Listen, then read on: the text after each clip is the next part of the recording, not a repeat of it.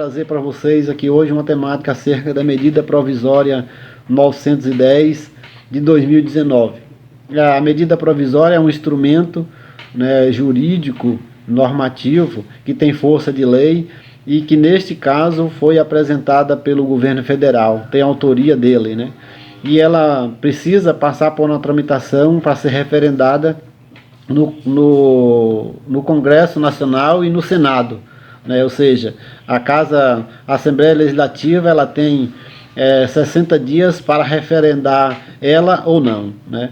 Mas o que a gente quer trazer realmente hoje para vocês, nesse debate, os objetivos e alguns elementos que a gente entende que é importante a gente discutir acerca dessa medida provisória, né?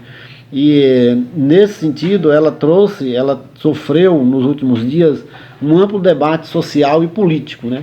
E foi tida, né, ela é tida como a medida provisória da grilagem, né?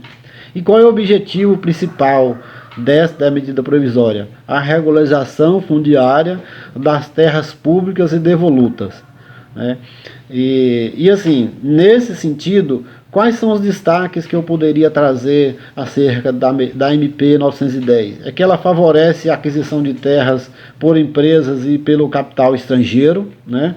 Ou seja, essas pessoas serão beneficiadas e terão maiores facilidades para a regularização de terras.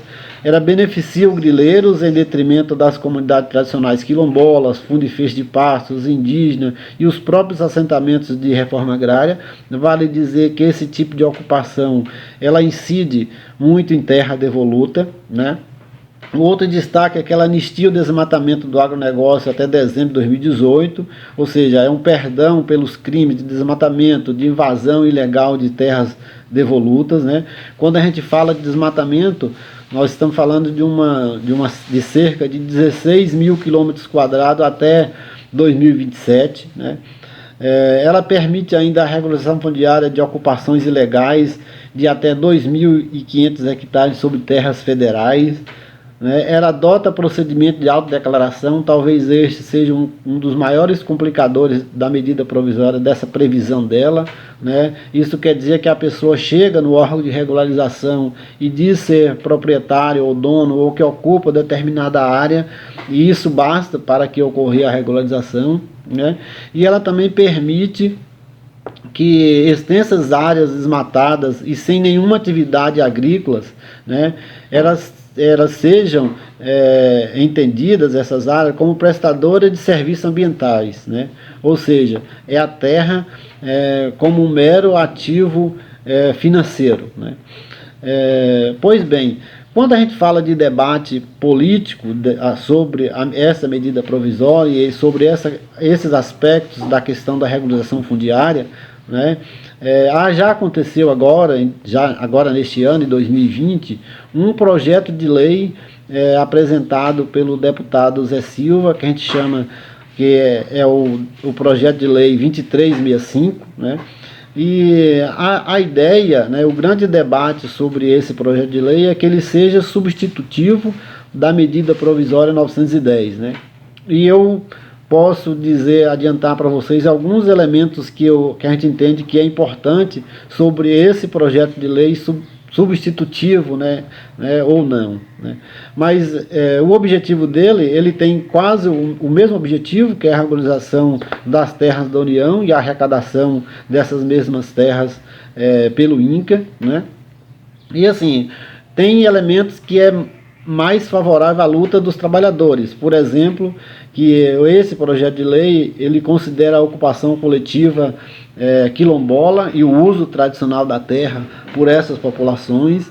Ele dispensa vistoria em áreas abaixo de 6 módulos fiscais, né? E aquelas áreas acima de 6 módulos fiscais, ela impõe vistoria, né? Vale dizer que antes, pela medida provisória, essa imposição para vistoria, né, ou essa dispensa de vistoria era para áreas até 15 módulos fiscais. O módulo fiscal é uma medida geométrica que o INCRA utiliza para determinar a área de terra para as famílias como sendo suficiente para a família sobreviver, que leva em consideração o tipo da terra, entre outros fatores da produtividade dela, né? O outro elemento do projeto de lei é que o marco temporal de 2018, ela tem um marco temporal não de 2018, como na MP 910, mas de 2008, para verificar indício de ocupação, né? Ela também anistia auto de infração, desde que seja celebrado algum acordo, a exemplo dos programas de recuperação de área degradada, né? Esses acordos celebrados com órgãos ligados ao Sistema Nacional do Meio Ambiente.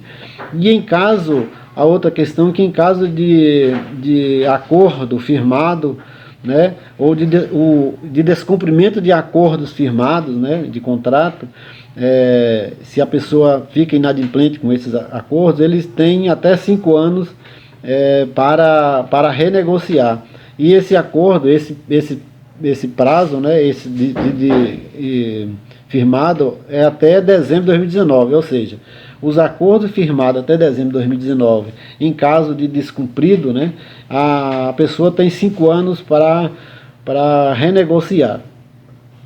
Bem, em suma, né, essa medida provisória e até mesmo o projeto de lei, elas têm o cunho principal da privatização da terra, né, da terra como mercadoria, e o favorecimento do vasto processo de grilagem que sempre existiu nessas terras. E o que a gente defende? Acho que é importante a gente colocar também qual é a nossa proposta. Nós defendemos a regularização fundiária exclusivamente das posses familiares, a demarcação dos territórios quilombolas, indígenas, das comunidades de fundos de peixe de pasto, dos pescadores, né? E a desapropriação de áreas para fins de reforma agrária. Nós entendemos que a terra, ela não é mercado, ela não é mero ativo especulativo financeiro, né?